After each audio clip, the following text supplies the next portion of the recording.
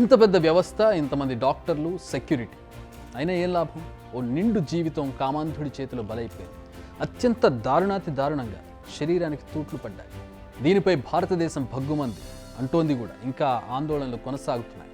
మరోవైపు దీనిపై ప్రభుత్వ వైఫల్యాలపై విమర్శలు గుప్పమంటున్నాయి. అసలు మమతా బెనర్జీ వైఫల్యం ఏంటి? బెంగాల్ గవర్నర్ స్క్రీన్ పైకి ఎందుకు వచ్చారు? పోస్ట్ మార్టం రిపోర్ట్లో ఏం తేలింది చూద్దాం. ప్రజలకు కష్టం వస్తే ప్రభుత్వం వద్దకు వెళ్తారు. అదే ప్రభుత్వం రోడ్డెక్కితే, బెంగాల్ విషయంలో ఇదే జరిగింది. బాధిత యువతికి న్యాయం చేయాలని జనం రోడ్డెక్కారు. నిజానికి దోషులపై చర్యలు తీసుకోవడానికి మమతా బెనర్జీకి ఒక సీఎంగా అధికారం ఉంది. ఆ అధికారాన్ని ఉపయోగించి వారిపై చర్యలు తీసుకోవచ్చు, సరైన దర్యాప్తు జరిపి. కానీ ఆమె అలా చేయడం లేదు. పైగా విద్యార్థులు చేసిన నిరసనలో ఆమె కూడా పాల్గొంది. న్యాయం చేయడానికి బదులు ఆమె రోడ్డెక్కడం ఇప్పుడు చర్చగా మారింది. అంతేకాదు, ఈ కేసులో అడుగడుగునా బెంగాల్ ప్రభుత్వం చేతులు దులుపుకునేందుకు ప్రయత్నించింది. హైకోర్టు సైతం ఇందులో ప్రభుత్వం నిర్లక్ష్యం ఉందని మండిపడింది. అందుకే కేసును సిబిఐకి అప్పగించింది. ఇది కేంద్ర దర్యాప్తు సంస్థ. మొదటి నుంచి కేసును బెంగాల్ ప్రభుత్వం సీరియస్గా తీసుకోలేదు. ఇక ఆర్జీకర్ హాస్పిటల్పై దాడి, క్రైమ్ సీన్లో సాక్ష్యాధారాలు ధ్వంసం చేసేందుకు అనేక రకాలుగా ప్రయత్నాలు జరిగాయి.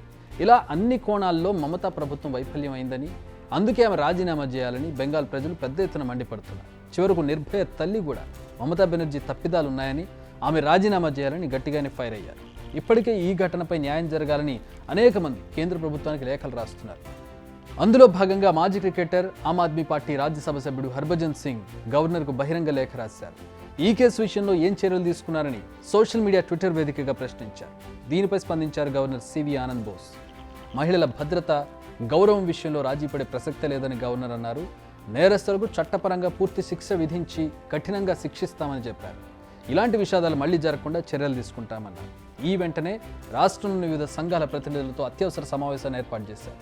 ఈ విషయంలో తీసుకున్న చర్యల గురించి తెలియజేయడానికి, ఈ విషయంలో వారి అభిప్రాయాన్ని తెలుసుకోవడానికి గవర్నర్ వారితో అత్యవసరంగా సమావేశం కూడా అయ్యారు. ఇదిలా నడుస్తుండగానే బాధితురాలి పోస్ట్ మార్టం రిపోర్ట్ వచ్చింది. దాంట్లో భయంకరమైన నిజాలు బయటపడ్డాయి. గొంతు నులమడం వల్లే ఊపిరాడక అభయ మృతి చెందినట్టుగా వైద్యులు నిర్ధారించారు. ఒంటిపై 14 చోట్ల తీవ్రమైన గాయాలున్నట్టు పోస్ట్ మార్టం రిపోర్ట్లో తేటతెల్లమైంది. ఇక బాధితురాలి తల, ముఖం, మెడ, చేతులు, మర్మాంగాలపై ఈ గాయాలున్నట్టుగా వైద్యులు గుర్తించారు. కొన ఊపిరితో ఉన్నప్పుడు అభయపై అత్యాచారం జరిగినట్లు డాక్టర్లు నిర్ధారించారు. అంతేకాదు, శరీరంపై పలుచోట్ల పంటిగాట్లు, గోళ్ల గీతలు ఉన్నట్లు ఆ రిపోర్ట్లో వెల్లడించారు. అలానే మృతురాలి శరీరంలో పలుచోట్ల రక్తం గడ్డకట్టడంతో పాటు ఊపిరితిత్తుల్లో రక్తస్రావమైనట్టుగా తెలుస్తోంది. ఇవన్నీ విన్న తర్వాత ఆ అమ్మాయిని ఎంత చిత్రవద చేసి చంపారనేది మనం ఇక్కడ అర్థం చేసుకోవచ్చు. వాడు దొరికితే వాడిని ఏదో ఒకటి చేయాలనిపించే కసి ప్రతి ఒక్కరిలో కలుగుతోంది. ఈ విషయాలన్నీ తెలుసుకున్నారు కాబట్టి కోల్కతాలో రగులుకున్న జ్వాలలు ఇంకా చల్లారడం లేదు. ఇదే సమయంలో ప్రభుత్వ వైఫల్యాలు మరింత అగ్గిని రాజేస్తున్నాయి. మరి వారికి సమాధానం చెప్పాల్సిన బాధ్యత ఒక్క మమతా బెనర్జీ సర్కార్కే కాదు, దేశవ్యాప్తంగా ఉన్న పాలకులందరికీ ఉంది. బిగ్ టీవీ అవుట్లుక్ కథనాలు నచ్చితే వెంటనే బిగ్ టీవీ ఛానల్ ను సబ్స్క్రైబ్ చేయండి.